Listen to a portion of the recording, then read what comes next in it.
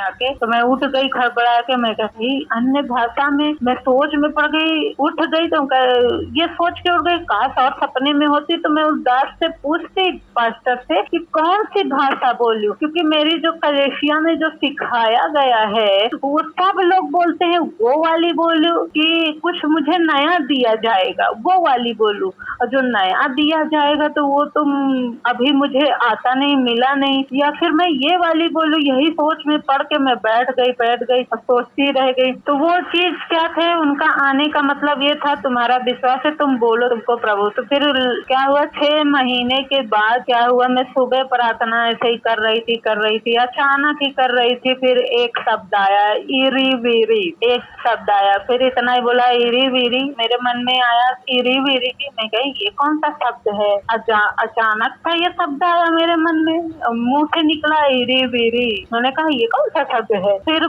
रात को मैं रात भर जब रात को प्रार्थना की, तो फिर रात को जब प्रार्थना कर ली तो शब्द आए रीवा रावा, ओ बारा बारा, मैं कही ये कौन से शब्द आ रहे हैं मेरे मुंह में। तो 3 शब्द मिल गए। फिर रात भर मैं प्रार्थना करती रही, मैं कहीं फिर वो जब गैर भाषा बोली तो फिर मैं कही उससे न्याय प्रकट हुआ। क्या हुआ जानते हो, मेरे मोहल्ले में आज तक मेरे मोहल्ले में कोई आ नहीं पाया, कोई अफसर, कटिया लगती थी, कोई उस चीज का नहीं, चोरी की बिजली से। उसी सुबह क्या हुआ, वो अभी अधिकारी सबके घर में धड़धड़ा हुआ, चलने लगे, कहे कि ये कटिया क्यों लगाए, बंद करो बंद करो, सबके फोटो खींच के जाने लगे। मैं प्रार्थना की थी गैर भाषा में, तो न्याय प्रकट हुआ। मैं ये प्रभु कहती थी कि प्रभु ये चीज क्या है, कोई सबके पास पैसे भी है फिर भी चोरी खा रहा है, बना रहा है, ये मन में था भी। तो क्या हुआ, जब मैं वो चीज प्रार्थना करती रही गैर भाषा में, तो मुझे नहीं मालूम क्या था प्रार्थना, परमेश्वर ने न्याय प्रकट किया। सुबह सो के उठे तो पता चला कि बाद अफसर लोग आए थे गाँव में टहलने, सबके घर में घुस के सबको फोटो खींचे,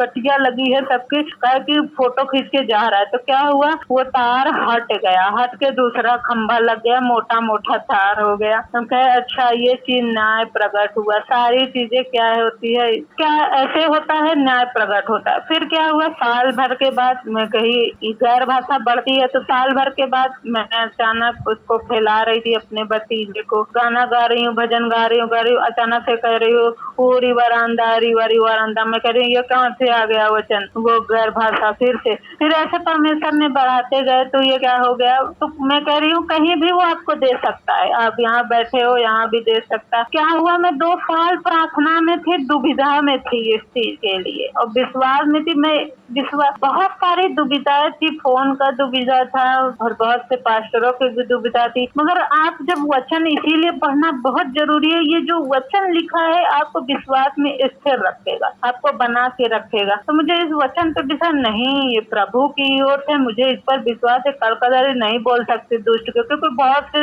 परमेश्वर के दास, बहुत से कहते शैतान की ओर से, इसकी ओर से है, जो परमेश्वर की आशीष बरकत भी होती है उसे कह देते हैं शैतान की ओर से है। तो ये चीज हम नहीं जानते। तो ये क्या है, हमारी आत्मिक पुस्तक है, अगर हम मनुष्य की बातें सुनते रहेंगे तो नहीं समझ पाएंगे। हाँ, जब हम इस पुस्तक को पढ़ते रहेंगे, हम स्थिर रहेंगे, कितनी भी कंफ्यूजन आएंगे वो चीज हो जाएगा। तो फिर मैं जब वो गैर भाषा 3 शब्द में बोलने लगी, मैं गैर भाषा में गाना गाने लगी। जैसे दानियल की पुस्तक 5 अध्याय 1 से 30 अगर हम निकाले तो देखेंगे कैसे न्याय आया। गैर भाषा आने से क्या होती है, ये शैतान नहीं समझ सकता है कि आप क्या बोल रहे हो। परमेश्वर आपको गुप्त में सीक्रेट बताएगा, वो शैतान नहीं समझ पाएगा, वो सूंघ ही नहीं पाएगा, क्योंकि परमेश्वर की ये लैंग्वेज है। अगर हम दानियल 5 अध्याय उसका 1 से 30 अगर हम पढ़े, इसको ध्यान से समझते जाएं, मेरा विश्वास है आज जब आप सुन रहे हो तो परमेश्वर का आत्मा आपके ऊपर उतरेगा, आप भी गैर भाषा में बातें करोगे। आप जो प्रार्थना करते हो आज सबका खुल गया है। दानियल 5 अध्याय उसका 1 से 30 में पढ़ूंगी। देखो कैसे गैर भाषा से न्याय आती है। यीशु मसीह ने भी गैर भाषा बोली थी, जब वो बपतिस्मा ले लिए थे तो उनको पर कबूतर की नहीं पवित्र आत्मा उतरा था, वो भी गैर भाषा बोले, एली एली लबा समक्तनी है। इसका मतलब ये था, हे मेरे परमेश्वर मुझे। अगर वो मुंह से बोलते कि ए मेरे परमेश्वर है, उसकी आत्मा प्रार्थना कर रही थी, एली एली लबा समक्तनी। सब लोग वहाँ खड़े थे, वो सोच रहे थे ये एलिया को पुकार रहा है जो स्वर्ग पे चला गया, ये एलिया तू मुझे कब उतरेगा, आ जल्दी से। तो उनको नहीं समझ में आया, यीशु मसीह भी गैर भाषा में प्रार्थना की है कई बार। पवित्र आत्मा और आग से बपतिस्मा देता है। बपतिस्मा हम जब लेते हैं तो हम यीशु मसीह को, जैसे एक दुल्हन दूल्हा का विवाह होता है तो दूल्हा कहता है मैं अपनी देह के समान इससे प्रेम करूंगा, ये मेरी देह में का देह है, और दुल्हन कहती मैं अपने इस सर को, ये जो हमारा इज्जत है, जो हमारा सिर है, अगुआ है, ये मुखिया है, इसके मैं अधीन रहूं। तो ये चीज है जब परमेश्वर का आत्मा क्या कहता है, वो क्या आएगा जब पवित्र आत्मा तुम पर आएगा, तुम्हारा किससे अभिषेक किया जाएगा, पवित्र आत्मा और आग से बपतिस्मा दिया जाएगा। वही आग की प्रार्थना, आग मतलब वही गैर भाषा ही है। ये तो चिन्हानी दिखा देता है कि यीशु मसीह हमसे प्रेम करता है, उसने हमें स्वीकार लिया है, दूल्हा हमें स्वीकार कर लिया, हमसे प्रेम करता है। जब हम पानी से बपतिस्मा लेते हैं तो क्या करते हैं, हम समर्पित हो जाते हैं कि मैं किसी दबाव में नहीं, मैं सचमुच यीशु मसीह स्वीकार करूंगी, कभी मैं यीशु मसीह को नहीं छोड़ूंगी, ये ऐसे बोलती है। सोचिए जब आपका विवाह हो जाता है तो आप ये सोचते हो, सोच के कि नहीं बाद में ये चीज करेंगे, बाद में सोचेंगे, अपने पति से ये सोचे बाद में इसके बारे में सोचेंगे, किसी और के बारे में अभी सोच रहे हैं, नहीं, आप सोचते यही मेरा जीवन भर का साथी है। सेम चीज वो सब बपतिस्मा लेने का मतलब यही हो कि जीवन भर के लिए समर्पित होना, कि वही मेरा उद्धार करता है और कोई नहीं, दुख में भी सुख में भी। यहाँ दानियल 5 अध्याय उसका 1 से 30 पढ़ूंगी, दीवार पर लिखा गया लेख देखना। अब यहाँ ये जो था गैर भाषा,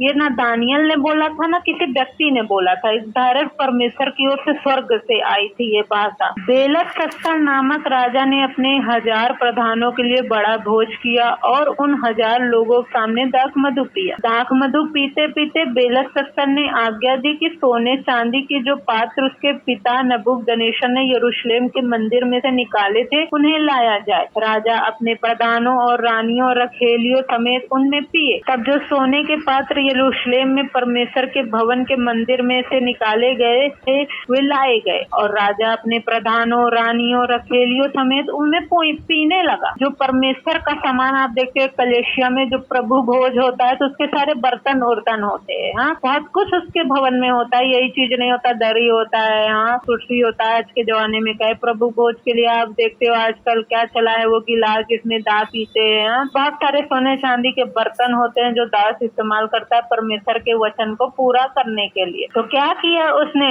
जो परमेश्वर के मंदिर से वो बर्तन मंगवा लिया सोने चांदी के, और उसको मजा नहीं आया अपने बर्तनों में। आज के जमाने में कह आज के शीशा गिलास में उसको, चैंपियन के गिलास में उसको शराब पीना मजा नहीं आया, इसीलिए परमेश्वर के भवन में सोने, इतना उसको जोश चढ़ गया अपनी रखेली और सभी लोगों के साथ कि उसने परमेश्वर के मंदिर से मंगवा लिया सोने के गिलास है कि इसमें पियेंगे क्या मजा आएगा, मैं तो राजा ही हूँ। तो उसने ये नहीं सोचा कि इसने ये नहीं ध्यान दिया कि उसने परमेश्वर से पंगा ले लिया, कोई मनुष्य से पंगा नहीं, परमेश्वर से पंगा ले लिया, उसके चीज को अपवित्र किया। तो ये क्या लिखा है, राजा अपने प्रधानों रानियों रखेलियों समेत उनमें पीने लगा। वे दाख मधु पी पी कर सोने चांदी पीतल लोहे काठ और पत्थर के देवताओं की स्तुति कर रहे थे। वहाँ क्या हो रहा था, दाख मधु शराब चल रही थी और पी पी के सब दास रानियां रखेलियां उसकी सोने चांदी के, सोने चांदी पीतल के मूर्तियों की, क्या जो आजकल के हैं जिनको हम नहीं जानते हैं, जो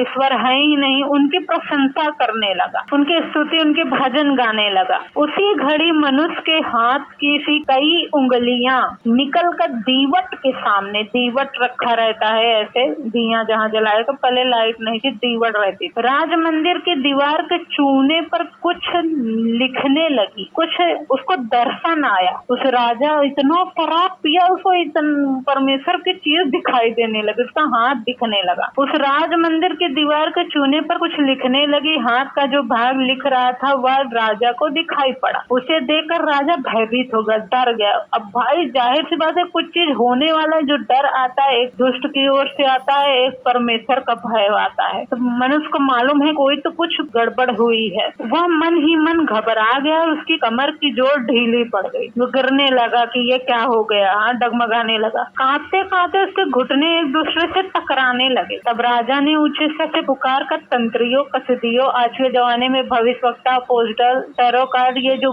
नक्षत्रों को बताने वाले को क्या बुलाने लगा। अन्य भावी बताने वाले को हाजिर करवाने की आज्ञा। जब बेबीलोन के पंडित पास आए तब राजा उनसे कहने लगा, जो कोई वह लिखा हुआ पढ़कर उसका अर्थ मुझे समझाए, उसे बैजनी रंग का वस्त्र और उसके गले में सोने की कंठमाला पहनाई जाए। मेरे राज्य में तीसरा वही प्रभुता करे। तब राजा के सब पंडित लोग भीतर आए, परंतु उस लिखे हुए को न पढ़ सके और न राजा को उसका अर्थ समझा सके। इस पर बेलशस्सर राजा बहुत घबरा गया, भयातुर हो गया और उसके प्रधान भी बहुत व्याकुल हुए। राजा प्रधानों के वचनों को सुनकर रानी भोज के भवन में आई और कहने लगी, हे राजा, तू युग युग जीवित रहे, अपने मन में न घबरा न उदास हो। तेरे राज में दानियल नामक एक पुरुष है जिसका नाम तेरे पिता ने बेलशस्सर रखा था। उसमें पवित्र ईश्वरों की आत्मा रहती है। उस राजा के दिनों में उसमें प्रकाश, प्रवीणता, ईश्वरों के तुल्य बुद्धि पाई गई। हे राजा, तेरा पिता जो राजा था उसने उसको सब ज्योतिषियों, तंत्रियों, कसदियों और अन्य भावी बताने वालों का प्रधान ठहराया था, क्योंकि उनमें उत्तम आत्मा, ज्ञान, प्रवीणता, सपनों का फल बताने और पहेलियां खोलने, संदेह दूर करने की शक्ति पाई। इसलिए अब दानियल बुलाया जाए, इसका अर्थ बताएगा, लेख का अर्थ बताया जाना। तब दानियल राजा के सामने भीतर बुलाया गया। राजा दानियल से पूछने लगा, क्या तू वही दानियल है जो मेरे पिता नबूकदनेस्सर राजा द्वारा यहूदा देश से लाए हुए यहूदी बंदियों में से है? मैंने तेरे विषय में सुना है कि ईश्वर की आत्मा तुझ में रहती है और प्रकाश, प्रवीणता, उत्तम बुद्धि तुझ में पाई जाती है। देख, अभी पंडित तंत्री लोग मेरे सामने इसलिए लाए गए थे कि यह लिखा हुआ पढ़े, उसका अर्थ मुझे बताएं, परंतु वे उस बात का अर्थ ना समझा सके। परंतु मैंने तेरे विषय में सुना, दानियल भेद खोल सकता है, संदेह दूर कर सकता है। इसलिए अब यदि तू उस लिखे हुए को पढ़ सके, उसका अर्थ भी मुझे समझा सके, तो तुझे बैजनी रंग का वस्त्र, तेरे गले में सोने की कंठमाला पहनाई। राज्य में तीसरा तू ही प्रभुता करेगा। दानियल ने राजा से कहा, अपने दान अपने ही पास रख, जो बदला तू देना चाहता है वह दूसरे को दे। वह लिखी हुई बात मैं राजा को पढ़ सुनाऊंगा और उसका अर्थ तुझे भी समझाऊंगा। हे राजा, परम प्रधान परमेश्वर ने तेरे पिता नबूकदनेस्सर को राज, बड़ाई, प्रतिष्ठा, प्रताप दिया था। उस बड़ाई के कारण जो उसने उसको दी, देश देश और जाति जाति सब लोग, भिन्न भिन्न भाषा बोलने वाले उसके सामने कांपते थरथराते थे। किस कारण? जो परमेश्वर ने दिया था उसको सामर्थ्य। जिसे वह चाहता उसे वह घात करता था, जिसको वह चाहता उसे वह जीवित रखता था, जिसे वह चाहता उसे वह ऊंचा पद देता है। परमेश्वर ऐसा ही करता है, जिसे जो चाहता है। जिसको वह चाहता उसे वह गिरा देता था। परंतु जब उसका मन फूल उठा, उसकी आत्मा कठोर हो गई, तब यहाँ तक कि वह अभिमान, वो राजा के विषय में दानियल का, जिसे जो चाहता था वो करता था, जिसे गिराना चाहता था गिरा देता था। तो उसको कठोर मन उसका हो गया, अभिमान से भर गया, तो राज सिंहासन पर से उतारा गया। वो जब अभिमान, जब जिसके अंदर घमंड आएगा, अहंकार, तो तुरंत वो अपने चीजों से गिराया जाएगा, ये निशानी है। तब वह अपने राज सिंहासन से उतारा गया, उसकी प्रतिष्ठा भंग की गई। वह मनुष्यों से निकाला गया, उसका मन पशुओं का सा और उसका निवास जंगली गधों का हो गया। वह बैलों के समान घास चरता, उसका शरीर आकाश की ओस से भीगा करता, जब तक कि उसने न जान लिया परम प्रधान परमेश्वर मनुष्यों के राज में प्रभुता करता है, जिसे चाहता उसी को उस पर अधिकारी ठहरा। तब हे बेलशस्सर, तू जो उसका पुत्र है, वो कह रहा है, अपने उसके पिता की गवाही दे रहा है दानियल